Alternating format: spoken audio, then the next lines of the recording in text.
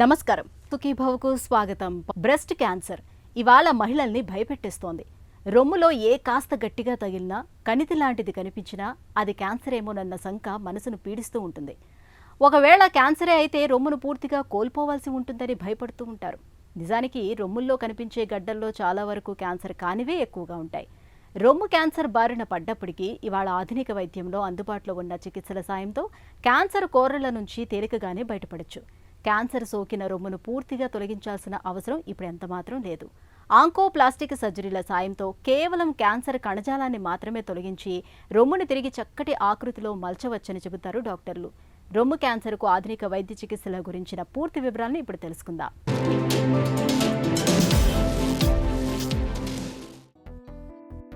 Breast cancer మహిళ ఎదలో పెరిగే ఒక విషపు గడ్డ. నిజానికి రొమ్ముల్లో చాలా వరకు క్యాన్సర్ కణితుల కంటే సాధారణ కొవ్వుగడ్డలే ఎక్కువగా కనిపిస్తుంటాయి. వీటిని ఫైబ్రో ఎడినోమాలని పిలుస్తారు.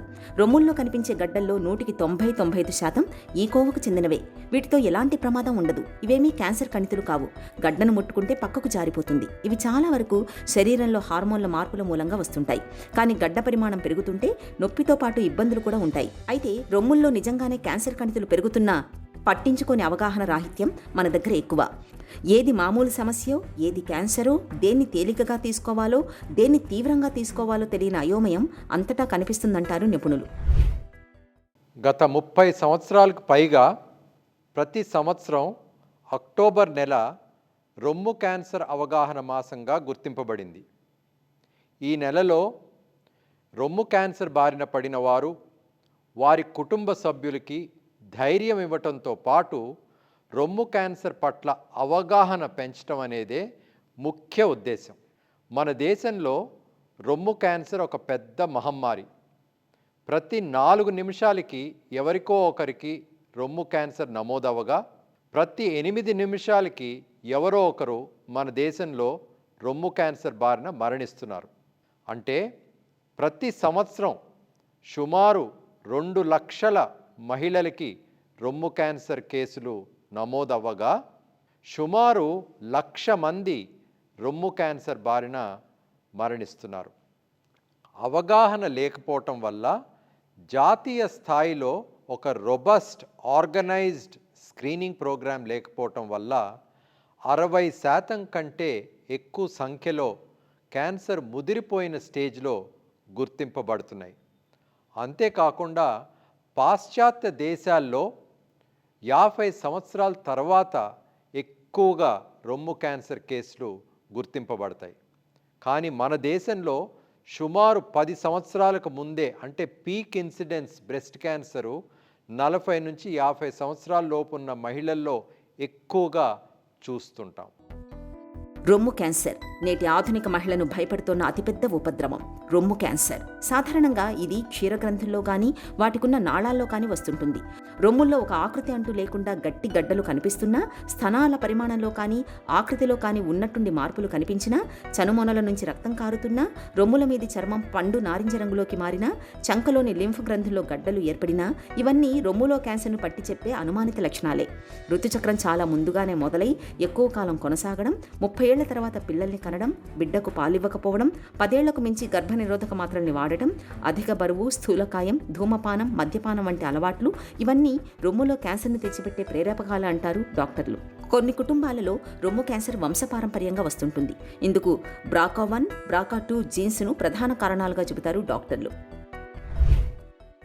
రొమ్ములో క్షీరనాళాలు, క్షీర గ్రంథులు, కొవ్వు ఉంటాయి. క్షీర నలాల్లో వచ్చే క్యాన్సర్ని డక్టల్ కార్సినోమా అంటారు. క్షీర గ్రంథుల్లో వచ్చే క్యాన్సర్ని లోబ్యులర్ కార్సినోమా అంటారు. ఎక్కువ సంఖ్యలో క్షీర నలాల్లో వచ్చే క్యాన్సర్ అంటే డక్టల్ కార్సినోమానే ఎక్కువగా చూస్తుంటాం. ఏ కారణం చేతైనా ఈస్ట్రోజన్ హార్మోన్ దీర్ఘకాలం రొమ్ము మీద ప్రభావం ఉన్నప్పుడు రొమ్ము క్యాన్సర్ వచ్చే అవకాశం ఉంటుంది. రొమ్ము క్యాన్సర్ రావటానికి ప్రధానమైన రిస్క్ ఫ్యాక్టర్స్ మనం చూసుకున్నట్టయితే మహిళగా ఉండటం, రెండవది ఇంతకు ముందు కనుక రొమ్ము క్యాన్సర్ వచ్చినట్టయితే వారికి మరలా రొమ్ము క్యాన్సర్ వచ్చే అవకాశాలు కాస్త ఎక్కువగా రిస్క్ ఉంటుంది. అంతేకాకుండా వయసు పెరిగే కొలది క్యాన్సరు వచ్చే అవకాశాలు ఉంటాయి.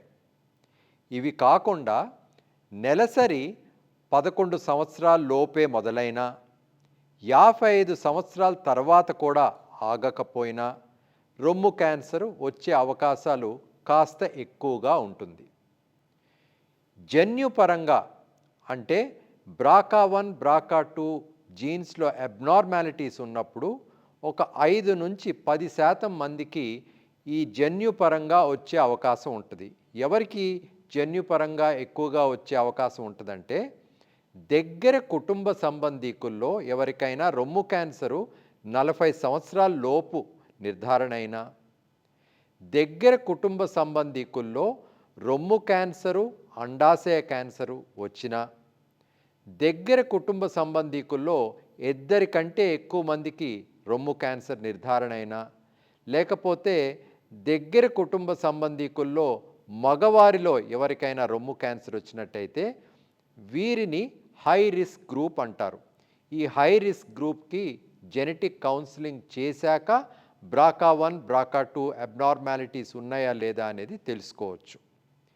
ఇవి కాకుండా లైఫ్ స్టైల్ ఫ్యాక్టర్స్ అంటే లేటుగా పెళ్ళిళ్ళు చేసుకోవటం, పిల్లలు లేకపోవటం, తల్లిపాలు ఇవ్వకపోవటం, మొదటి బిడ్డ 30 సంవత్సరాల తర్వాత పుట్టడం, ఒబీజిటీ అంటే ఉబాయకం, ఎందుకంటే మెనోపాజ్ తర్వాత ఈస్ట్రోజన్ హార్మోను ఫ్యాట్ సెల్స్లో కూడా ప్రొడ్యూస్ అవుతుంది కాబట్టి ఒబీజిటీ కూడా ఒక రిస్క్ ఫ్యాక్టర్. ఇది కాకుండా ఆల్కహాల్ కన్జంప్షన్, స్మోకింగ్ వల్ల కూడా రొమ్ము క్యాన్సర్ వచ్చే అవకాశాలు ఉంటాయి. రొమ్ములో ఏమైనా కొత్త మార్పులు ఉంటే నిర్లక్ష్యం చేయకూడదు. రొమ్ములో ఏమైనా నొప్పితో లేని గడ్డ గమనించినా, రొమ్ములో ఏమైనా ఆకారం మారినా, రొమ్ములో ఏమైనా సొట్టలు ఏర్పడినా, చెనుమున లోపలికి వెళ్ళినా, చెనుమున నుండి ఏమైనా రక్తం వచ్చినా, చెనుమున చుట్టూ ఏమైనా ర్యాష్ ఏర్పడినా నిర్లక్ష్యం చేయకూడదు. ఇవి ఉంటే క్యాన్సర్ అని ఖచ్చితంగా చెప్పడానికి వీల్లేదు, కానీ ఈ సూచనలు ఉన్నప్పుడు తప్పకుండా డాక్టర్ దగ్గరికి వెళ్ళి ట్రిపుల్ అసెస్మెంట్ అనేది తప్పకుండా చేయించుకో. రొమ్ముల్లో అనుమానిత లక్షణాలు, మార్పులు కనిపిస్తున్నప్పుడు ఆలస్యం చేయకుండా వెంటనే నిర్ధారణ పరీక్షలు చేయించుకోవాలి. మ్యామోగ్రామ్, డిజిటల్ మ్యామోగ్రామ్ పరీక్షలు అందుబాటులోకి వచ్చిన తర్వాత రొమ్ముల్లో క్యాన్సర్ ఆనవాళ్లను ఇప్పుడు చాలా వరకు తొలిదశలోనే గుర్తించే వెసులుబాటు దొరికింది. ఆధునిక మహిళను ఆందోళనకు గురిచేస్తున్న రొమ్ము క్యాన్సర్ గురించిన మరిన్ని వివరాలను ఇప్పుడు తెలుసుకుందాం. ఆధునిక మహిళ పాలిట అతిపెద్ద భయంగా పరిణమించిన రొమ్ము క్యాన్సర్ను ముందుగానే పసిగట్టడం పెద్ద కష్టమైన పనేమీ కాదు. అయితే ఇందుకు మనకు కావలసిందల్లా రొమ్ములపై అవగాహన పెంచుకొని వాటిని తరచూ పరీక్షించుకుంటూ ఉండడమే. 30 ఏళ్లు దాటిన ప్రతి మహిళ తమ రొమ్ముల్ని తరచూ చేతులతో పరీక్షించుకుంటూ ఉండాలి. అద్దం ముందు నిలబడి రొమ్ముల్ని మృదువుగా స్పర్శిస్తూ గడ్డలు ఏమైనా ఉన్నది లేనిది పరిశీలించాలి. రొమ్ముల పరిమాణంలో తేడాలు కానీ, ఏవైనా గడ్డలు కానీ ఉన్నట్టు అనుమానం వచ్చినప్పుడు వెంటనే డాక్టర్ని సంప్రదించాలి. మన దగ్గర రొమ్ము క్యాన్సర్ కేసులను సగటున గడ్డ సైజు 5 సెంటీమీటర్ల కన్నా పెద్దగా పెరిగిన తర్వాతే గుర్తిస్తున్నారు. గడ్డ 5 సెంటీమీటర్ల కంటే ఎక్కువ ఉందంటే దాని అర్థం అది 3-4 స్టేజీల్లోకి వెళ్లిపోయిందని. సుశిక్షితులైన నర్సులు లేదా వైద్య సిబ్బంది క్రమం తప్పకుండా చేతితో నొక్కి చూసే పరీక్ష చేసినా కూడా వీటిని ఇంతకంటే ముందే, ఇంత సైజు వరకు పెరగడానికి కొంత ముందే గుర్తించవచ్చు. ఇక 40 ఏళ్లు దాటిన ప్రతి మహిళ ఏడాదికొక్కసారి మ్యామోగ్రామ్ పరీక్ష చేయించుకోగలిగితే చాలు. క్యాన్సర్ గడ్డలు చేతికి తగలడానికంటే చాలా చాలా ముందే గుర్తించవచ్చు. ప్రతి నెల మహిళలు ఒక సమయంలో ఒక ఫిక్స్డ్ ప్యాటర్న్తో తమ రొమ్ములని ఎగ్జామిన్ చేయటాన్ని బ్రెస్ట్ సెల్ఫ్ ఎగ్జామినేషన్ అంటారు. ఈ కాన్సెప్ట్ని బ్రెస్ట్ అవేర్నెస్తో రీప్లేస్ చేయటం జరిగింది. బ్రెస్ట్ అవేర్నెస్ అంటే రొమ్ముల పట్ల అవగాహన. నెలలో ఒకసారే కాకుండా నెల పొడుగుతూ అంటే ప్రతి దినం రొమ్ములో మార్పులు ఉంటాయి.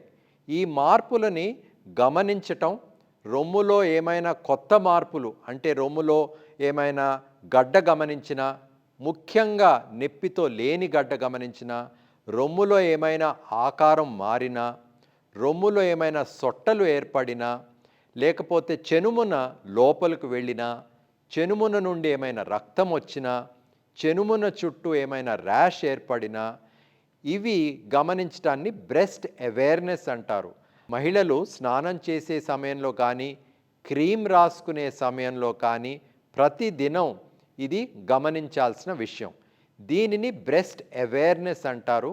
బ్రెస్ట్ సెల్ఫ్ ఎగ్జామినేషన్ని ఈ బ్రెస్ట్ అవేర్నెస్ అనేది రీప్లేస్ చేయటం జరిగింది. గత 2 దశాబ్దాలుగా ఇంగ్లాండ్లో, యునైటెడ్ కింగ్డమ్లో 1991 నుంచి బ్రెస్ట్ సెల్ఫ్ ఎగ్జామినేషన్ అనే పదం కూడా వాడరు.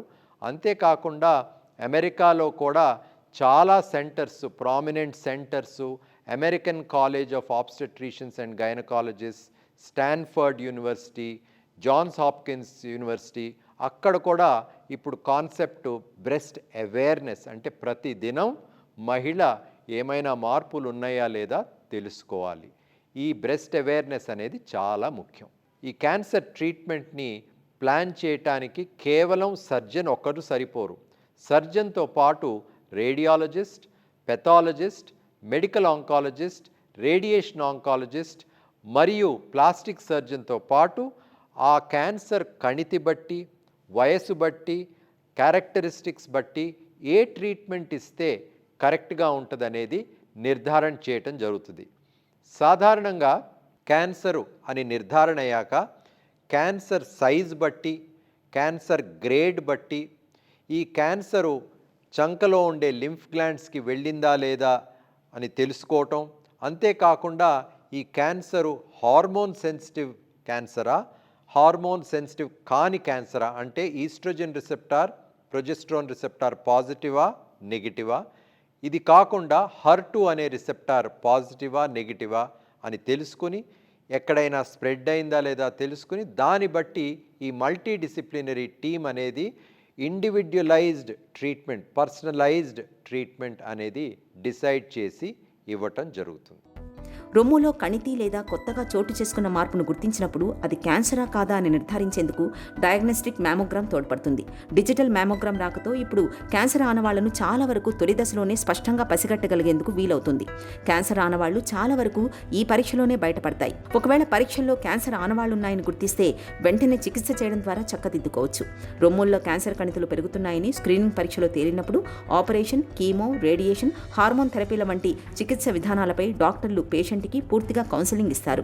ఎవరికి ఏ చికిత్స అవసరం అన్నది పూర్తిగా పేషెంట్ శారీరక స్థితిగతులపై ఆధారపడి ఉంటుంది.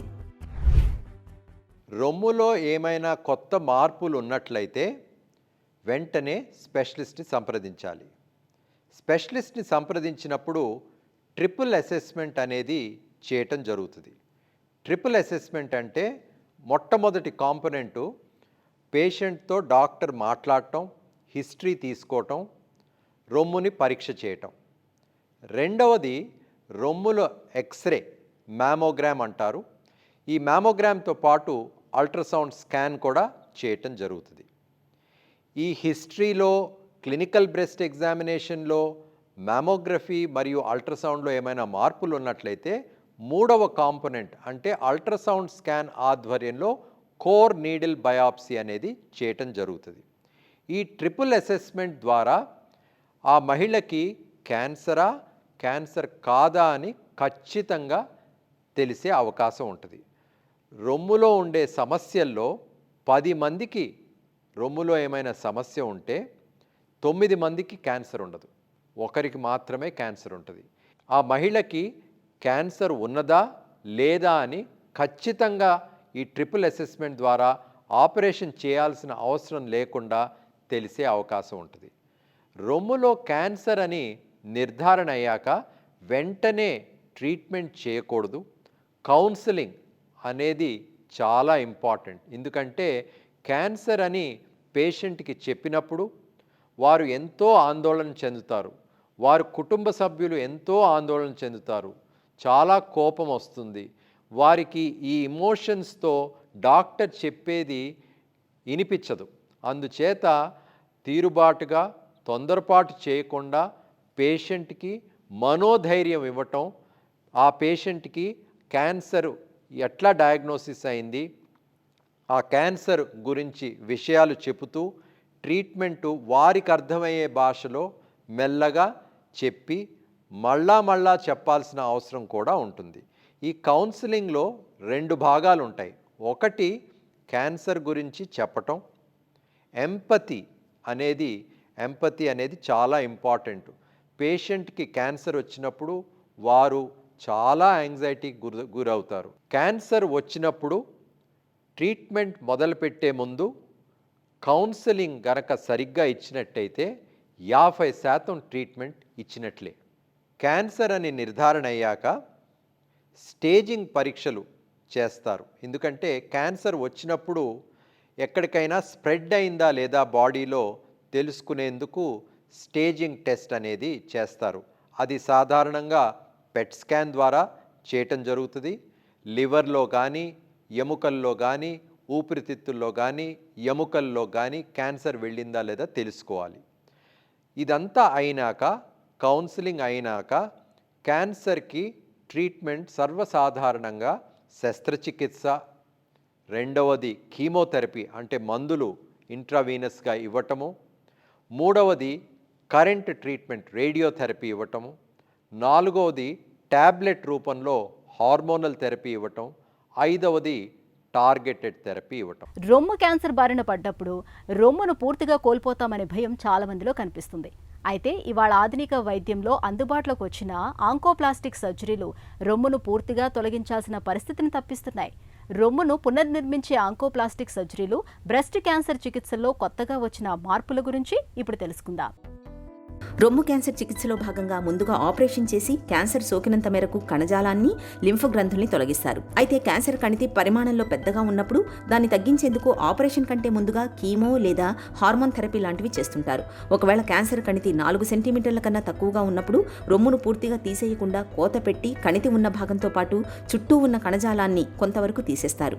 ఆ తర్వాత కీమో, రేడియేషన్ థెరపీలు చేయించుకోవాల్సి ఉంటుంది. వీటితో కూడా ఫలితం లేనప్పుడు చివరిగా రొమ్మును పూర్తిగా తొలగించే మాస్టెక్టమీ సర్జరీ చేస్తారు. ఇటీవలి కాలంలో రొమ్ము క్యాన్సర్ చికిత్సలో axillary node clearance, sentinel node biopsy వంటి కొత్త తరహా చికిత్సలు అందుబాటులోకి వచ్చాయి.